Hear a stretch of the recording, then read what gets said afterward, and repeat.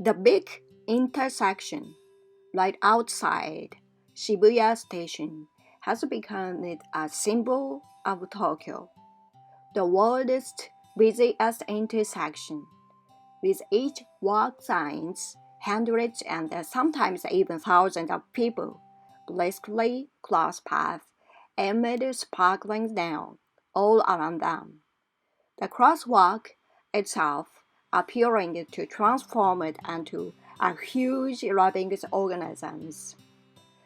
The intersection is a hub of a town of flourishing subculture, but also has a look of stylized futuristic cities. The crossings seems different in the different times, strikes are called with many viewers and has since prompted worldwide fans of the movie to visit this iconic site.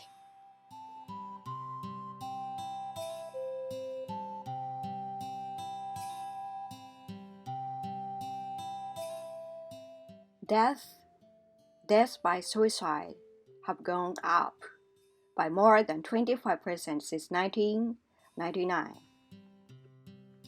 What I think is really important is two things.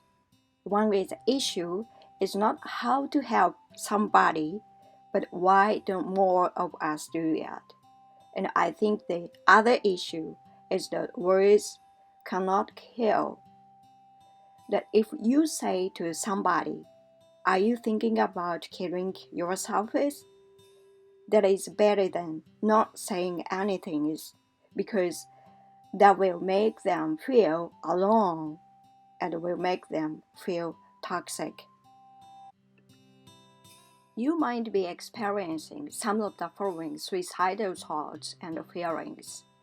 Feel sure that you want to die.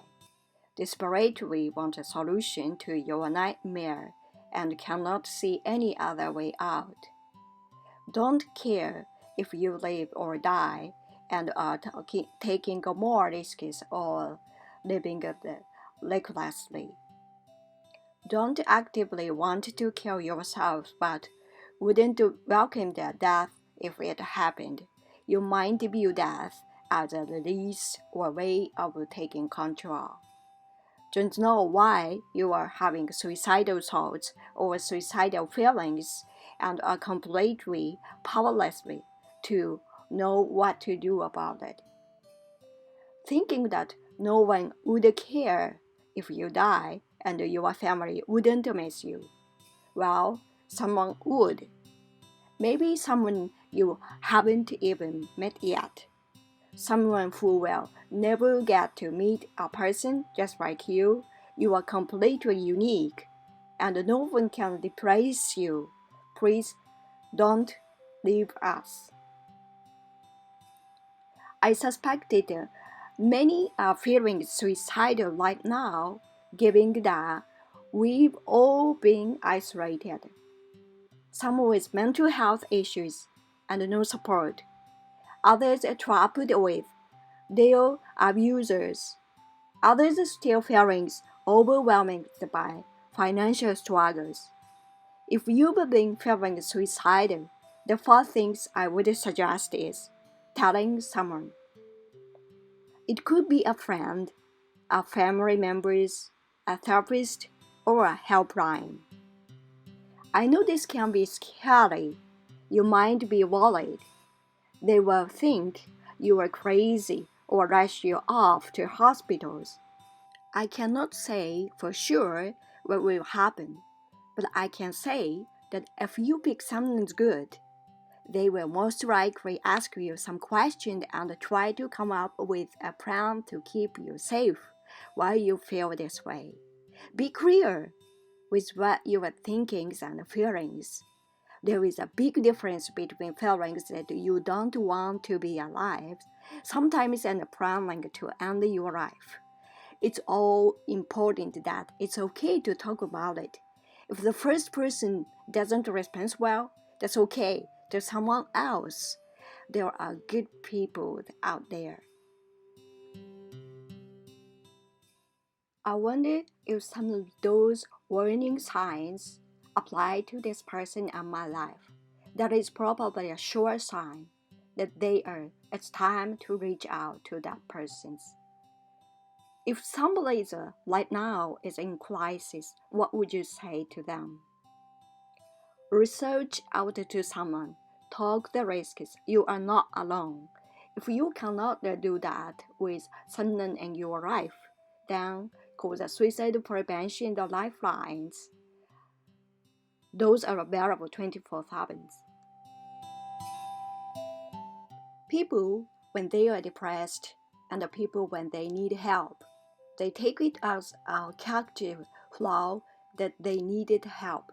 It's an illness, and we've got to remove the stigma, recognizing that the things that give rise to suicide in many cases are just an illness that can be dealt with. Do you have any idea what behind this rise and the number of deaths by suicide?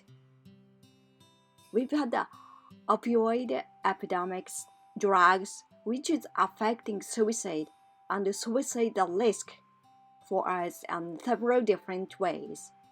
Changing the economy can affect the population, the suicide rate as well. But about the culture around self-sufficiency, the key thing is to really learn how to have more deep, authentic conversation with one another. The hopelessness, the change of behavior, isolation, that was all part of our daily life. Sometimes some signs are more than others. Some signs they are not that they are all.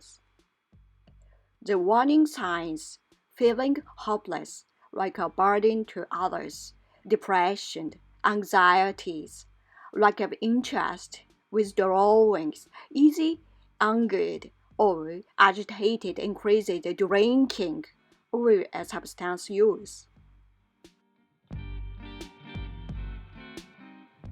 We are feeling this sense of isolation. Will I be judged? Can I talk about this?